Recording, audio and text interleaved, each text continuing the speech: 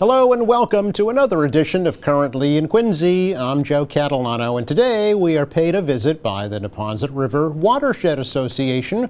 Talk about their upcoming events, including the big spring cleanup next week. First, though, as always, we take a look at the weather and the news for you. Currently in Quincy, it is 59 degrees with some drizzle, mist, and fog. The rain should move out, but the clouds are going to stay today, and temperatures won't budge from where they are right now, mid to upper 50s for highs. Cloudy this evening, lows drop off into the mid 40s, and kind of a mixed bag over the weekend. I think tomorrow is dry, but it will be cloudy and it will be cool. The high only about 50 degrees. More April showers arrive on Sunday.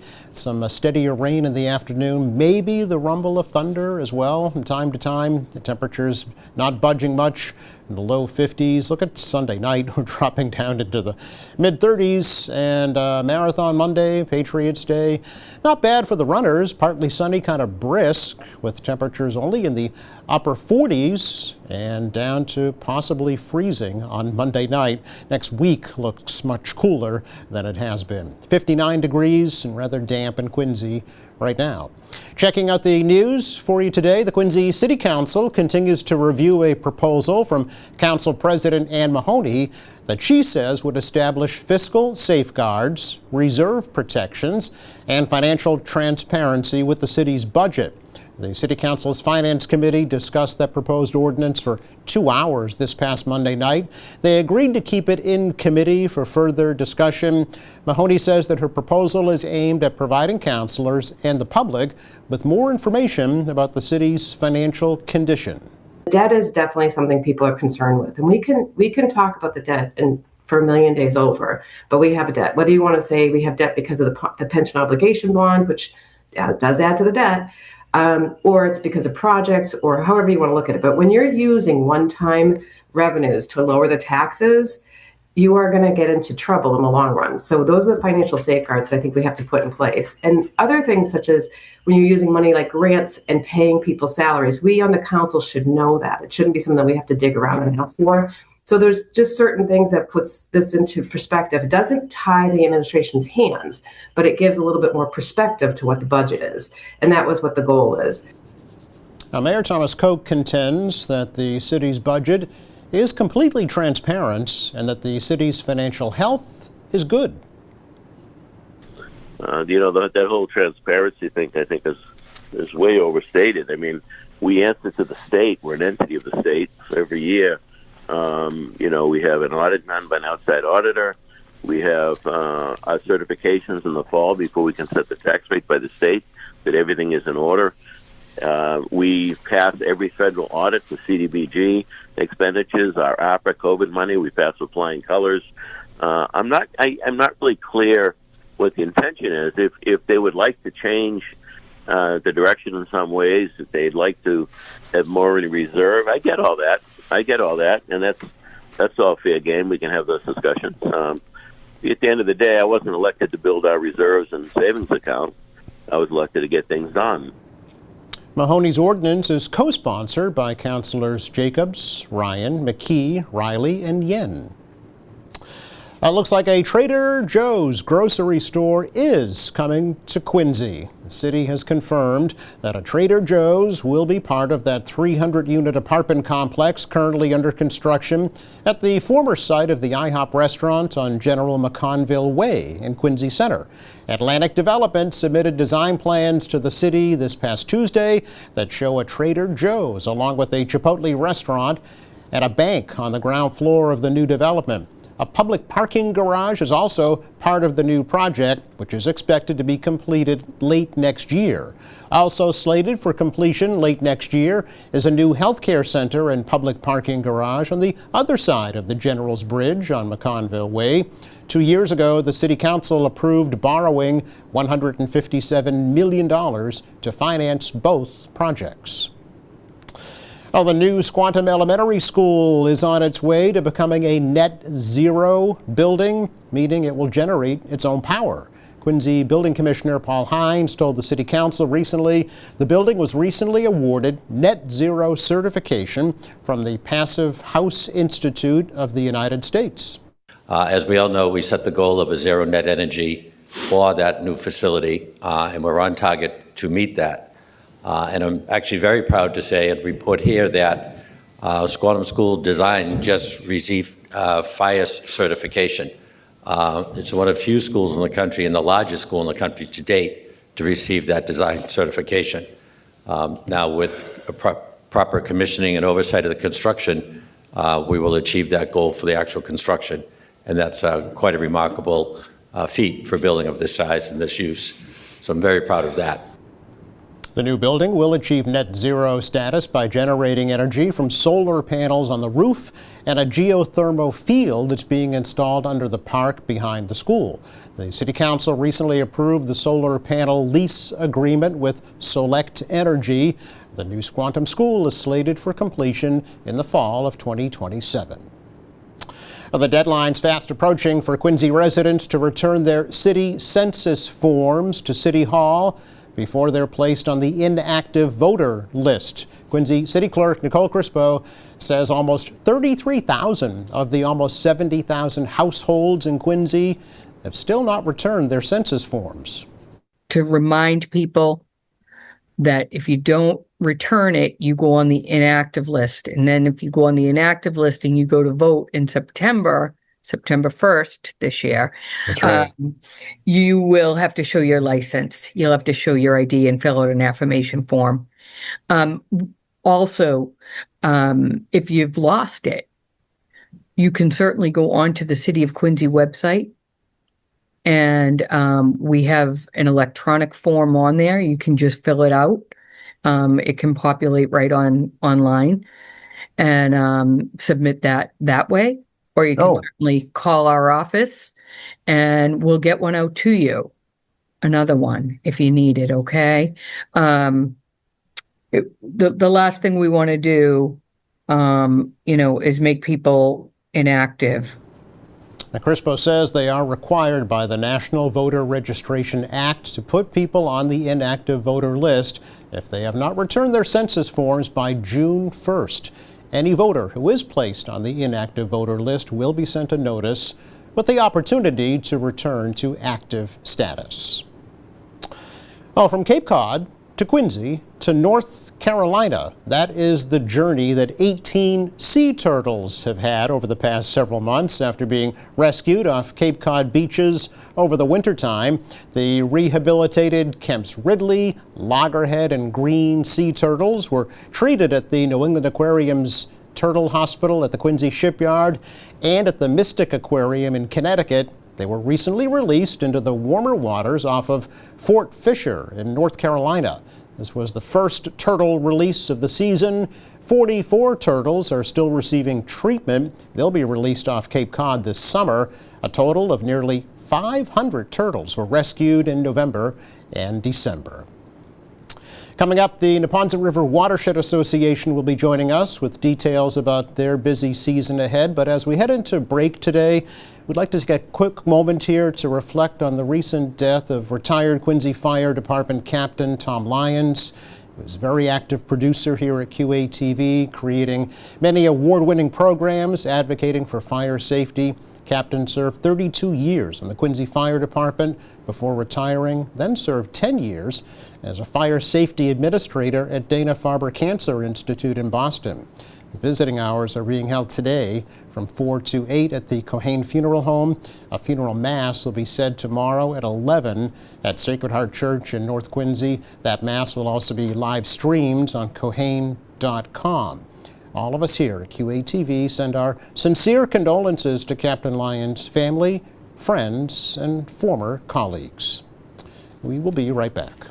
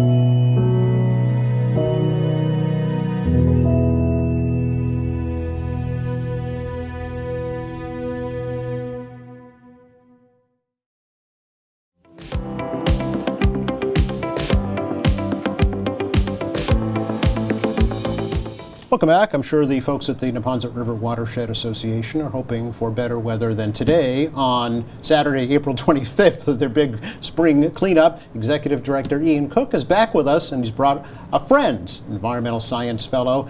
Meher Khanna is here. So welcome to both of you. Thanks for coming over. Thank you for having us. Yeah, Thank you for having pleasure. us. Ian, great to see you again, and nice to meet you for the first time as well. For folks, Ian, who are not aware of the Watershed Association, let's talk a little bit about what it is and what it does. Sure. So we are a regional nonprofit group, and we are dedicated to cleaning up and protecting the Neponset River. So we work in all 14 cities and towns up and down the river. Not everybody realizes, here in Quincy, we're at the downstream end. The river actually starts all the way up in Foxborough, right next to Gillette Stadium, and goes through 14 towns. So we're focused on how we keep the river clean and make it accessible so people can enjoy it. Sure. What are some of the greatest challenges that the Neponset River is facing right now? I think there's a number of them. So one of the ones that has always been a challenge and is still something we're working on is water quality. Back years ago, the river was very much polluted by industrial discharges. That's not really a thing anymore, but we still do have a lot of challenges with polluted stormwater runoff from streets and parking lots. So that's one of our big ones. Creating access to the river is another thing we spend a lot of time focusing on. Because of that industrial past, a lot of sections of the river were kind of, communities kind of turned their back on them because the river was dirty and unpleasant. But now that's the waterfront, and it's cleaner and very attractive. So trying to open that up and create parks where people can enjoy things. And then, we also spend a lot of time working on climate issues increasingly. So looking at how changing rainfall patterns and changing sea levels are impacting both our natural resources and all the people who live in our communities. Sure. It's a big set of challenges to think about. I would say, yeah. Was there an actual cleanup of the Neponset River similar to like the Boston Harbor cleanup? Did that ever occur, or is it more kind of a piecemeal process? It's been more incremental than that. In the Boston Harbor cleanup, really there was sort of like the sewage from all the surrounding cities and towns. So that was like one very well-defined problem to be dealt with. And then Neponset, it was like a little factory here, a little sewer leak there, and it's finding those needles in the haystack and getting them all fixed one by one. Okay. Can you swim in the Neponset River?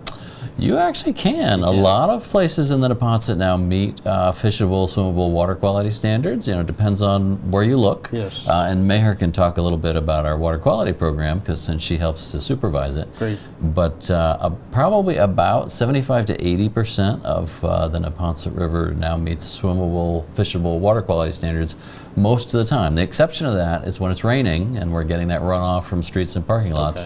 Things are not as great then. That's similar to the beaches as well, right? It's exactly the same dynamic. A lot of the challenges that they have at Wollaston Beach are fundamentally the same challenges we have everywhere. Absolutely, yeah. Talk a little bit about who the association is, if you can, Ian. It's more than just you and me, right? Very much so. So we are, we're a grassroots group. We're a member-supported group. We have about 800 families in the watershed that are members. We also get support from corporate partners, foundation grants, some government grants. And basically our members elect a volunteer board of directors who supervises the organization.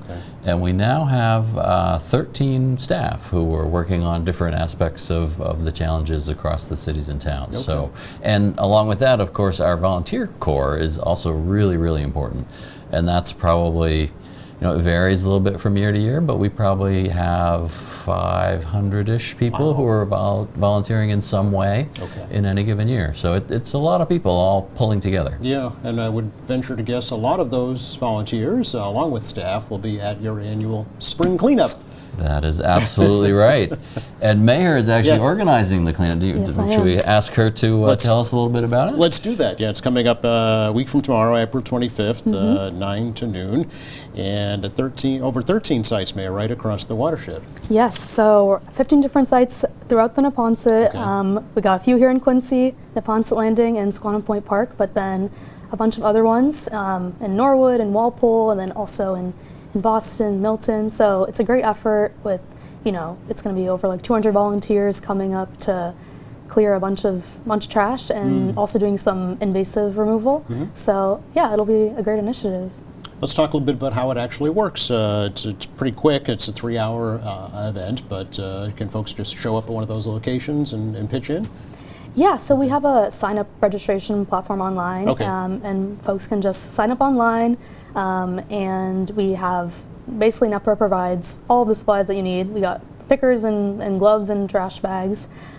So once you sign up, you can just come to the site and pick up some trash. Okay, all right. And when you say pick up some trash, what typically gets picked up and how does that happen? So many things. There's a lot of regular household trash, you know, just like plastic bottles and bags, but then sometimes we get some more interesting things. There's shopping carts, there's tires that are dumped. So there's a whole bunch of things. Do you actually categorize and catalog what's collected? Yes, You do. so our volunteer site captains at each site are creating an inventory of all the different things that are being collected. And at the end, after the cleanup is over, we compile all those lists and let the public know what will be picked up. Right, yeah, I know it's similar to the Friends of Wollaston Beach cleanup as well, and the cigarette butts are their number one. Is it the same with the watershed Cigarette as well? butts, I feel like we also get a lot of just plastic bottle caps, especially, just a lot of the small things are always hidden, so, Interesting, okay. Yeah. Now, do you have to be a member of the Watershed Association to take part in the cleanup? No. No, Okay. anyone can join. Anyone can join, and it's a great initiative. I feel like it's a lot of people who just get involved in NEPRA, but also some older, more volunteers that have volunteered with us a lot have all coming together for this initiative. Okay. So yeah. What happens to all the trash once it's all collected? Our lovely DPWs and DCR are able to pick up the trash for us, which we appreciate. And they properly dispose of it. Recycle the recyclables, I'm guessing, if there are recycled items? We are trying to do that more. Okay. It's a bit hard to ask our volunteers to also sort To that out separate it, while I can see doing that. that, sure. And things are also kind of degrading, so I like the Right. actual material is kind of degrading, so it's hard to take all those things into account. And Understood, things yeah. like plastic bottle caps won't be recycled if it's just because the piece of plastic itself is so small. Yes. So a bunch of those things, Yeah. even though we want to recycle them, won't actually be recycled. So yeah. And is it trash just along the river bank or also in the water? Yeah, so we do trash along the riverbank. We do some sites that aren't even near the river, but they still need a lot of help. Oh, all right. Because eventually, we know all this trash is going to wash away, or blow away, and it'll go into the environment Find one its way or way, another, right, yeah. find its way into the river. Well, we do have a few sites that are actually in the stream, which is a Okay. pretty cool initiative. We partner with some other organizations, like this year we're going to partner with Greater Boston Trout Unlimited and the Native Fish Coalition. So both of those groups are going to do cleanups within the river. So that'll be fun to. in kayaks or canoes or They're gonna wade. flotation device, they're going to wade They're in? going to go right in. Oh, really? Okay. Jump on in. Ooh, that's brave. These are fishermen. Any chance Oh, they all right. get to use their waders, they're excited Even about at 50 it. degree water. Oh, yeah. Okay. Sounds challenging to say the least, for sure. I'm curious about your story, Meher, and how you came to the Watershed Association. Yes. How did I come here? I just graduated about a year ago, coming up on a year now, from Northeastern University. Congratulations. Thank you. And I studied environmental science, Okay. so right up my alley. Sure, yeah. Yeah, and I was interested in kind of getting more of a nonprofit experience see. and Okay. community outreach kind of work because in my previous co-ops and experiences, Yeah. I've done more local government. So this is a cool experience to get involved with the community. Yeah. myself. Have you learned things about the Watershed Association that you didn't know previously? Yeah, so like Ian mentioned, I do kind of a lot of work with water quality training and water quality program managing. So I feel like I've been learning a lot about the surface water quality standards here in Massachusetts and about all the different parameters that we're testing our water for and how that kind of impacts water quality. So that's been interesting. And I think just in general, learning about how to manage volunteers, manage a lot of volunteers, Right, like for the yeah. cleanup, There's that as has well. been Social a learning skills, curve. Sure. Yeah. And you're also educating young people, Yes. right? Visiting schools. Yes. Yeah, tell me about that. Yeah, so NEPRA visits all the different fifth grade classroom, most of the fifth grade classrooms in the watershed. So we teach 2 different workshops to the fifth graders. We have a stormwater workshop and a water conservation workshop, which basically they're around 1 hour each, and we make it really interactive with a model, and we got some fun like activities for them. So I think the kids really, they enjoy it. They like the change of pace, and they like to see us when we come into the classroom with our, our giant suitcase, which is holding our model. They're always intrigued. Yeah, which I'm sure is inspiring. If somebody had done that when you were in 5th grade, you might have followed that path as well, right? Yeah. We have some pictures. You brought show and tell. We want to show folks to get a sense for what's going on. So, Ian, what are we looking at here? This motley crew here. So here are some of our volunteers at the end of the cleanup. We should probably have a before picture too for comparison. This is, I think, out at Squantum Point with UMass in the background. We had beautiful weather this day. So you can see they're all looking pretty pleased with themselves, which they should. And actually, you know what's missing from this picture is often we take these pictures standing behind all the trash they've collected, but if you could see the trash, there would be a big mound of it. To put it in perspective, right? Yeah, it's at least their height, probably higher, right? Yeah. Let's take a look at the next one here. Let's see what we've got for folks. Speaking of cleaning up in the water. Yeah, so this actually speaks to one of the things that is a challenge on the river. I mentioned the river's industrial history. Yes. And, while those industrial discharges are not something that's happening anymore, in a few places in the river, we have remaining challenges with a certain amount of that historic industrial pollution that's still in the mud in the bottom of the river. Right? Okay. So just 3 years ago, actually, the EPA designated the lower Neponset River, so this is in Hyde Park, Mattapan, and Dorchester, and a bit of Milton, as a Superfund site because of contaminated sediments. Okay. So this is actually some divers from an EPA contractor who are getting out there, and they're not actually sampling the sediment, but what they were doing is before they can dig up the contaminated sediment in the river, they have to check for magnetic anomalies. And so when this diver found, they sort of scanned the river with a magnet, found a bunch of magnetic anomalies, and sent this gentleman in the suit down to figure out what they were. Turns out there were 5 cars underwater in this section of the river that have to be removed before you can go in and dredge out the mud. So they were sort of figuring out where they were, how they could get them out of there. Was that a surprise? I'm sure it was. It was somewhat of a surprise because we thought we had gotten all of the cars out of this section of the river. We removed 3 of them ourselves over the last couple of years, but there were a few that were submerged and were so buried in the mud that you couldn't actually see them. And that's, again, that's an indication of how the river has changed over time. Like back in the day, the river was polluted. It was a great place to dump your stolen car. I see. Today there's people enjoying the river, and you would never do that. So we're still kind of catching up on those last few big cleanup items. Where exactly, do you know where this location is precisely? This is right in Hyde Park near Fairmount Ave. Okay, I'm familiar with the area, so interesting. Yeah. Wow, okay. Take a look at the next one. Here's more what we like to see, folks enjoying the river, right? So this is some folks out canoeing. These folks are just downstream of the Baker Dam and Adams Street in Lower Mills. It looks like the Baker Chocolate Factory in the background there. Yeah, this is a beautiful little spot. You're seeing it here at high tide because this is part of the river that's tidal. Some historic mill buildings on either side. And this is also an interesting spot because this is where a very special kind of migratory fish comes to spawn. It's called a rainbow smelt. And this is the rainbow smelt spawning area in the Neponset. The smelt are probably, they probably are laying their eggs there right now. I was going to say springtime, huh? Yeah, and this is one of their larger runs in Massachusetts, something we're very interested in protecting. And again, if you're a fisherman, you know smelt, like fishermen get really excited about smelt and herring, right? Because that's what the big fish like to eat. It's good bait fish, right? Exactly. Okay, sure. I think we have one or two more.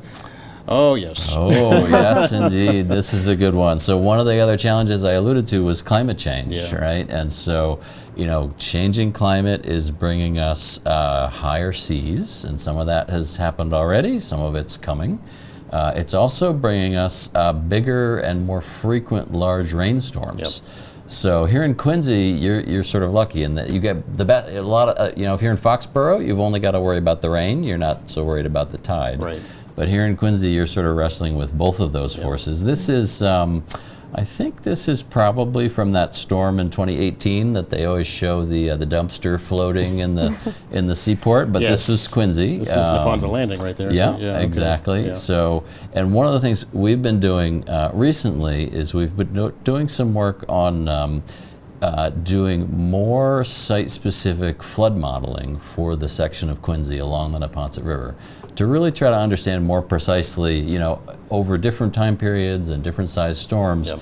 how much flooding is going to occur here. And one of the interesting things we've realized is, you know, one of the things that's really special about the Neponset is we have a lot of salt marshes in the Neponset still, which is, you know, kind of impressive. And we've realized that the salt marshes actually play a pretty significant role in helping to reduce the flooding that neighbors along the river Makes experience. sense. It absorbs it, right? Exactly. Yeah. But of course, climate change is also sort of drowning out our marshes. So there's kind of a push and pull here. So the project is to basically look at how marsh restoration might help with mitigating flooding, as well as, you know, recreation and Absolutely. habitat benefits and so forth. Let's end with a fun one. Kids having fun. Yes. Yes. There, you This mentioned one's children. for Meher. Yes, this is our stormwater program. Okay. We're using our Enviroscape model here. What we do is, you know, it's basically a model of a town, we like to say, or a city, whatever we like to say. Sure. Whatever the city that the kids are in, Yep. I say that's where we are. We got houses, got a factory, got a farm, and basically I ask the kids, hey, where do we see pollution in this town? And I sprinkle down some black sugar to represent pollution. Gotcha. Yeah. Some sugar that's been dyed black, and that is our pollution. And then the kids take these spray bottles and make a big rainstorm happen.